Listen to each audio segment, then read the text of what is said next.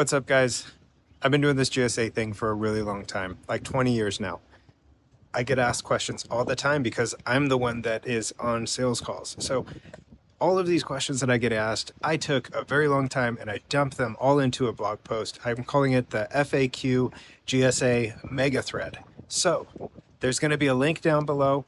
Check it out. I'm going to answer questions like, is a SAM record the same thing as a GSA contract? What is a GSA contract? What's the difference between multiple award schedule, GSA contract, FSS, GSA schedule, all of those things? Even going into the very, very deep. So as you go down the page, you're going to see some really obscure questions about GSA compliance issues, some topics that maybe aren't really asking right now, but you will be as you go later on down the line. So it's a place for everybody to seek out answers to your common GSA questions. Is getting a GSA schedule even worth it? This is hands down the question I hear the most from contractors, and the answer is it depends.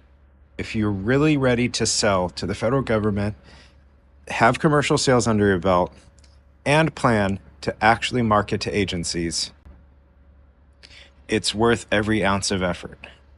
But if you think just getting a GSA contract will automatically bring federal orders, that's the fastest way to be disappointed. Remember, GSA is a powerful tool, not a guaranteed paycheck. What is a GSA schedule really? You'll hear it called a price list, but it's much more. A GSA schedule is a pre-negotiated contract vehicle.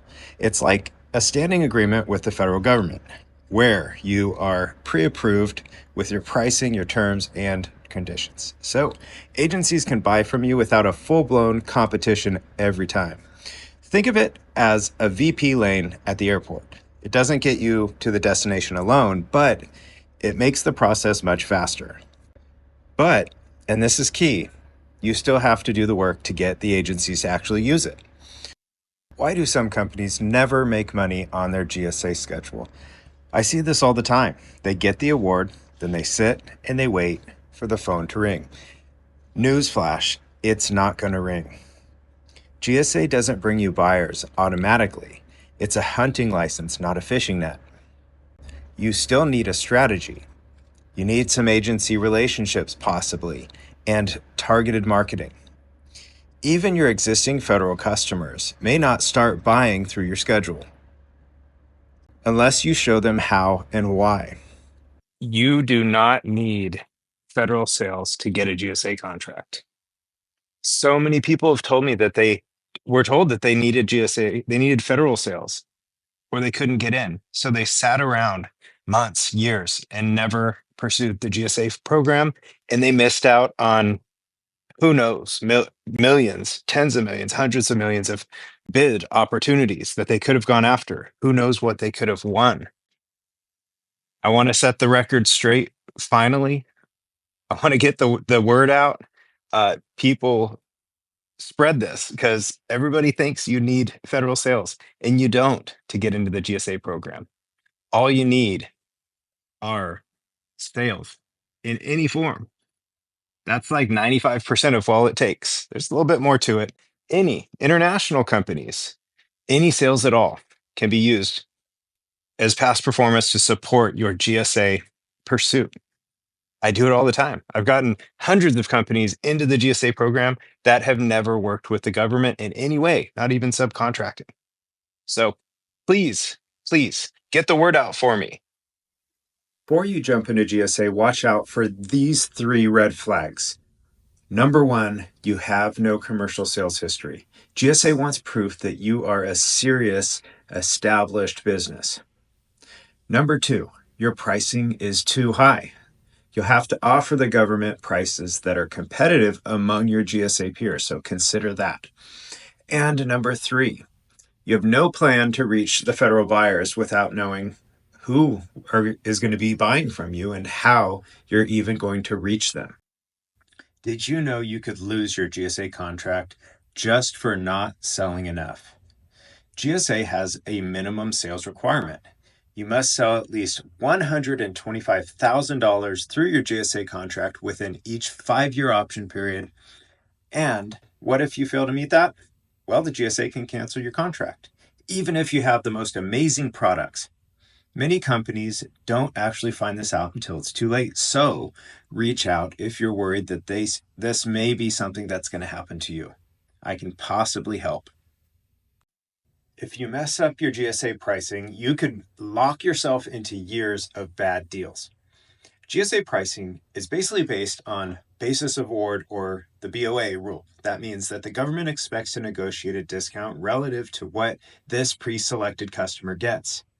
Note that this customer does not have to be one of your best pricing customers. And I'll say that in another way. GSA is not entitled to your best prices. I know, this is mind-blowing, right? But usually you will need a good GSA consultant like GSA Focus to manage this for you really well. I've seen many companies stuck for years because they didn't handle this properly up front.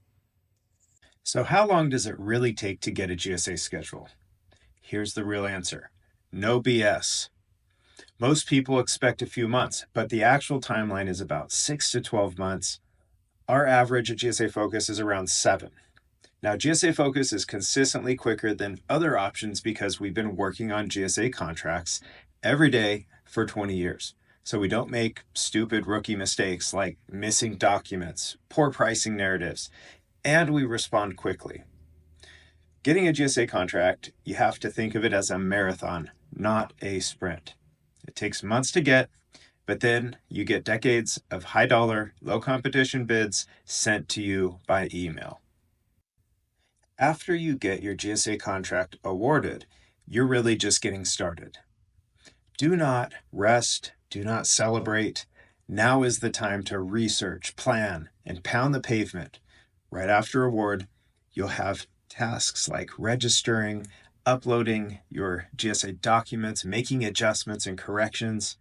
Now, GSA Focus handles this for all of our customers, by the way. But also, you're going to need to go out and sell. Many contractors expect the GSA program to be like a magic bullet that entitles them to millions in government contracts, and then they wonder why they get zero sales. Getting the contract is really just step one. Now you must pursue the contracts using the advantages that GSA has given you.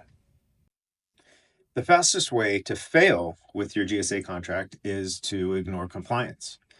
You must stay on top of quarterly sales reporting, pricing updates, TAA compliance, and also keeping your GSA offerings current and fresh. I'm talking about making updates to your GSA price list. Like your products and your services, they change as the years go by, and you must reflect these changes on GSA through the modification process. Skip these compliance actions, and GSA will eventually cancel your contract. It's not just red tape. You kind of have to think of it as the rule book to keep your contract alive.